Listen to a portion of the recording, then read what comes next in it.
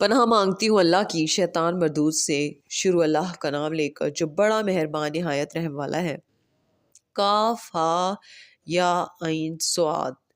یہ تمہارے پروردگار کی مہربانی کا بیان ہے جو اس نے اپنے بندے زکریا پر کی تھی، جب انہوں نے اپنے پروردگار کو دبی آواز سے پکارا اور کہا کہ اے میرے پروردگار، میری ہڈیاں بڑھاپے کے سبب کمزور ہو گئی ہیں اور سر سفید بالوں کی وجہ سے چمکنے لگا ہے، اور اے میرے پروردگار، میں تجھ سے مانگ کر کبھی محروم نہیں رہا، اور میں اپنے بعد اپنے بھائی بندوں سے ڈرتا ہوں، اور میری بیوی بانجھ ہے، پھر بھی مجھے اپنے پاس سے ایک وارث عطا فرما جو میری اور اولاد یعقوب کی میراث کا مالک ہو، اور اے میرے پروردگار، اس کو خوش اخلاق بنائیو۔ فرمایا، اے زکریا، ہم تم کو ایک لڑکے کی بشارت دیتے ہیں جس کا نام یحییٰ ہوگا۔ اس سے پہلے ہم نے اس نام کا کوئی شخص پیدا نہیں کیا۔ انہوں نے کہا کہ پروردگار، میرے ہاں کس طرح لڑکا ہوگا جبکہ میری بیوی بانجھ ہے اور میں بڑھاپے کی اس حالت کو پہنچ گیا کہ سوکھ گیا ہوں۔ حکم ہوا کہ اسی طرح ہوگا۔ تمہارے پروردگار نے فرمایا کہ مجھے یہ آسان ہے، اور میں پہلے تم کو بھی تو پیدا کر چکا ہوں اور تم کچھ چیز نہ تھے۔ کہا کہ پروردگار، میرے لیے کوئی نشانی مقرر فرما۔ فرمایا، نشانی یہ ہے کہ تم صحیح و سالم ہوتے ہوئے 3 رات دن لوگوں سے بات نہ کر سکو گے۔ پھر وہ عبادت کے حجرے سے نکل کر اپنی قوم کے پاس آئے تو ان سے اشارے سے کہا کہ صبح و شام تسبیح کرتے رہو۔ فرمایا، اے یحییٰ، ہماری کتاب کو مضبوطی سے تھامے رہو، اور ہم نے ان کو لڑکپن ہی میں دانائی عطا فرمائی تھی اور اپنے پاس سے شفقت اور پاکیزگی دی تھی، اور وہ پرہیزگار تھے، اور وہ اپنے ماں باپ کے ساتھ نیکی کرنے والے تھے اور سرکش اور نافرمان نہیں تھے۔ اور جس دن وہ پیدا ہوئے اور جس دن وفات پائیں گے اور جس دن زندہ کر کے اٹھائے جائیں گے، ان پر سلام ہے۔ اور کتاب یعنی قرآن میں مریم کا بھی تذکرہ کرو، جب وہ اپنے لوگوں سے الگ ہو کر مکان کے مشرقی حصے میں چلی گئیں۔ پھر انہوں نے ان کی طرف سے پردہ کر لیا تو ہم نے ان کی طرف اپنا فرشتہ بھیجا، سو وہ ان کے سامنے ایک خوبصورت مرد کی صورت میں آیا۔ مریم بولی کہ اگر تم پرہیزگار ہو تو میں تم سے بچنے کے لیے رحمان کی پناہ لیتی ہوں۔ فرشتے نے کہا کہ میں تو تمہارے پروردگار کا بھیجا ہوا ہوں، یعنی فرشتہ ہوں، اور اس لیے آیا ہوں کہ تمہیں پاکیزہ لڑکا بخشوں۔ مریم نے کہا کہ میرے ہاں لڑکا کیوں کر ہوگا، جبکہ مجھے کسی مرد نے بطور شوہر چھوا تک نہیں، اور میں بدکار بھی نہیں ہوں۔ فرشتے نے کہا کہ یوں ہی ہوگا۔ تمہارے پروردگار نے فرمایا کہ یہ مجھے آسان ہے، اور میں اسے اسی طریق پر پیدا کروں گا تاکہ اس کو ہم لوگوں کے لیے اپنی طرف سے نشانی اور ذریعہ رحمت بنائیں، اور یہ کام مقرر ہو چکا ہے۔ چنانچہ وہ اس بچے کے ساتھ حاملہ ہو گئی اور اسے لے کر ایک دور جگہ چلی گئی۔ پھر درد ذہن ان کو کھجور کے تنے کی طرف لے آیا، کہنے لگی کہ کاش میں اس سے پہلے مر چکتی اور بھولی بسری ہو گئی ہوتی۔ تب ان کے ٹیلے کے نیچے کی جانب سے فرشتے نے ان کو آواز دی کہ غمناک نہ ہو، تمہارے پروردگار نے تمہارے نیچے ایک چشمہ پیدا کر دیا ہے، اور کھجور کے تنے کو پکڑ کر اپنی طرف ہلاؤ، وہ تم پر تازہ عمدہ کھجوریں گرائے گا، تو کھاؤ اور پیو اور آنکھیں ٹھنڈی کرو۔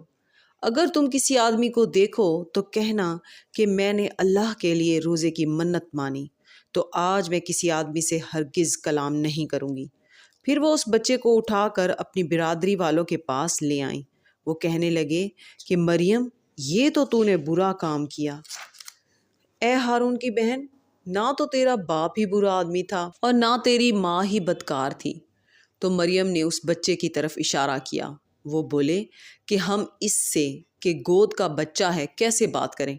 بچے نے کہا کہ میں اللہ کا بندہ ہوں، اس نے مجھے کتاب دی ہے اور نبی بنایا ہے، اور میں جہاں ہوں اور جس حال میں ہوں اس نے مجھے صاحب برکت بنایا ہے، اور جب تک زندہ ہوں مجھ کو نماز اور زکوٰۃ کا ارشاد فرمایا ہے، اور مجھے اپنی ماں کے ساتھ نیک سلوک کرنے والا بنایا ہے، اور سرکش اور بدبخت نہیں بنایا۔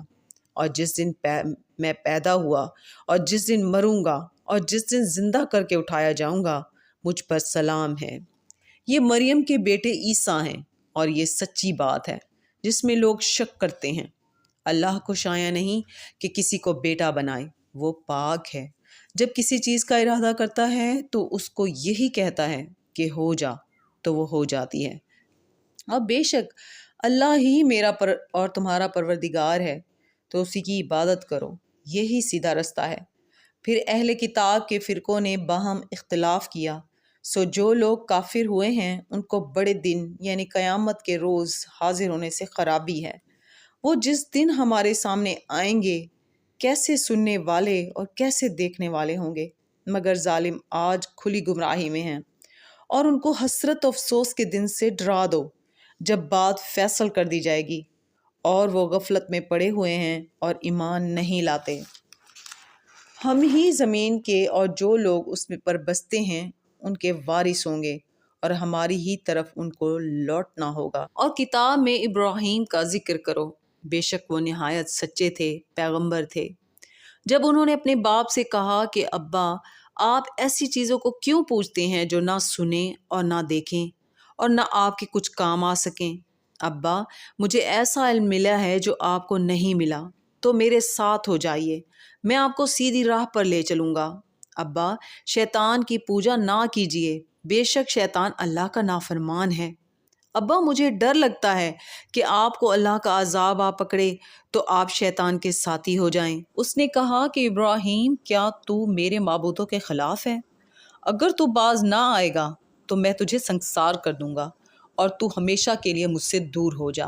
ابراہیم نے سلام علیکم کہا اور کہا کہ میں آپ کے لیے اپنے پروردگار سے بخشش مانگوں گا، بے شک وہ مجھ پر نہایت مہربان ہے، اور میں آپ لوگوں سے اور جن کو آپ اللہ کے سوا پکارا کرتے ہیں ان سے کنارہ کرتا ہوں، اور اپنے پروردگار ہی کو پکاروں گا۔ امید ہے کہ میں اپنے پروردگار کو پکار کر محروم نہیں رہوں گا۔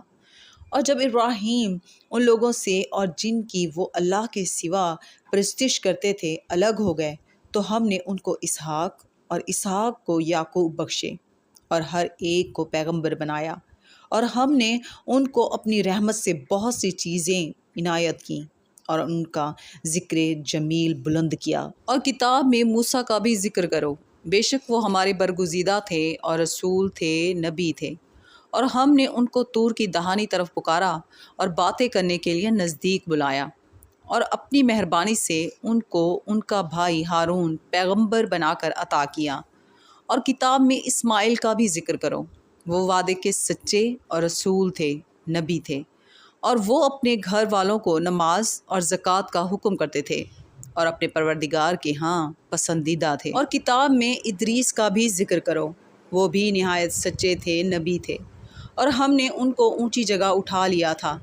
یہ وہ لوگ ہیں جن پر اللہ نے اپنے پیغمبروں میں سے فضل کیا، یعنی اولاد آدم میں سے، اور ان لوگوں میں سے جن کو ہم نے نوح کے ساتھ کشتی میں سوار کیا، اور ابراہیم اور یعقوب کی اولاد میں سے، اور ان لوگوں میں سے جن کو ہم نے ہدایت دی اور جنہیں برگزیدہ کیا۔ جب ان کے سامنے ہماری آیتیں پڑھی جاتی تھیں تو سجدے میں گر پڑتے اور روتے رہتے تھے۔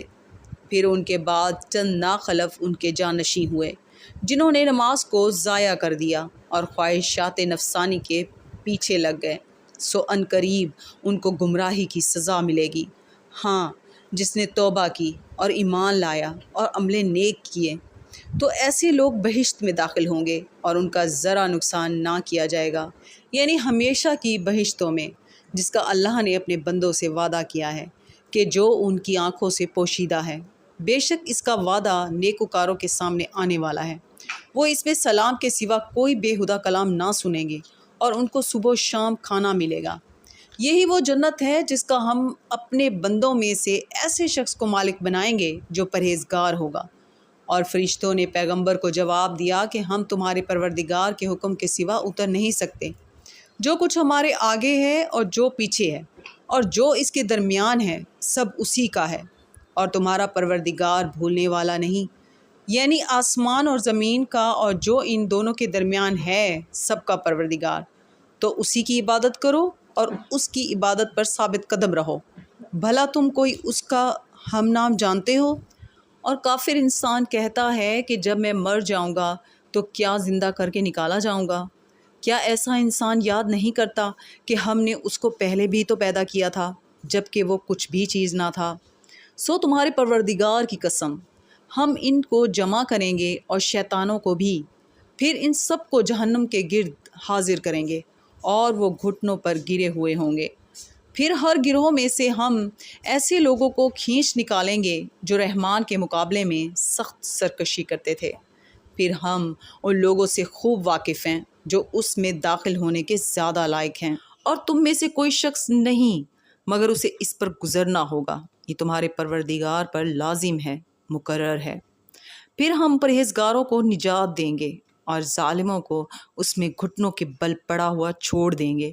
اور جب ان لوگوں کے سامنے ہماری آیتیں پڑھی جاتی ہیں تو جو کافر ہیں وہ مومنوں سے کہتے ہیں کہ دونوں فریق میں سے مکان کس کے اچھے اور مجلسیں کس کی بہتر ہیں، اور ہم نے ان سے پہلے بہت سی امتیں ہلاک کر دیں، وہ لوگ ان سے ٹھاٹ باٹ اور نمود و نمائش میں کہیں اچھے تھے۔ کہہ دو کہ جو شخص گمراہی میں پڑا ہوا ہے، رحمان اس کو آہستہ آہستہ مہلت دیے جاتا ہے، یہاں تک کہ جب اس چیز کو دیکھ لیں گے جس کا ان سے وعدہ کیا جاتا ہے، خواہ عذاب اور خواہ قیامت، تو اس وقت جان لیں گے کہ مکان کس کا برا ہے اور لشکر کس کا کمزور ہے۔ اور جو لوگ ہدایت یاب ہیں اللہ ان کو زیادہ ہدایت دیتا ہے، اور نیکیاں جو باقی رہنے والی ہیں وہ تمہارے پروردگار کے ہاں صلے کے لحاظ سے خوب اور انجام کے اعتبار سے بہتر ہیں۔ بھلا تم نے اس شخص کو دیکھا جس نے ہماری آیتوں سے کفر کیا اور کہنے لگا کہ اگر میں ازسر نو زندہ ہوا بھی تو یہی مال اور اولاد مجھے وہاں ملے گا؟ کیا اس نے غیب کی خبر پا لی ہے یا اللہ کے ہاں سے عہد لے لیا ہے؟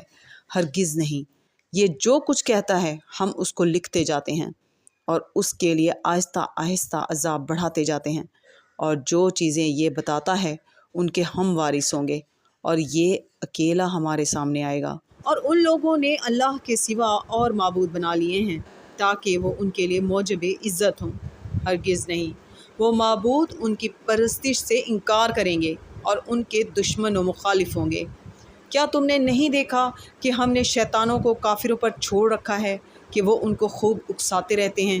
تو تم ان پر عذاب کے لیے جلدی نہ کرو کہ ہم تو ان کے لیے دن شمار کر رہے ہیں، جس روز ہم پرہیزگاروں کو رحمان کے سامنے بطور مہمان جمع کریں گے اور گنہگاروں کو دوزخ کی طرف پیاسے ہانک لے جائیں گے، تو لوگ کسی کی سفارش کا اختیار نہ رکھیں گے مگر جس نے رحمان سے اقرار لے لیا ہو، اور کہتے ہیں کہ رحمان بیٹا رکھتا ہے۔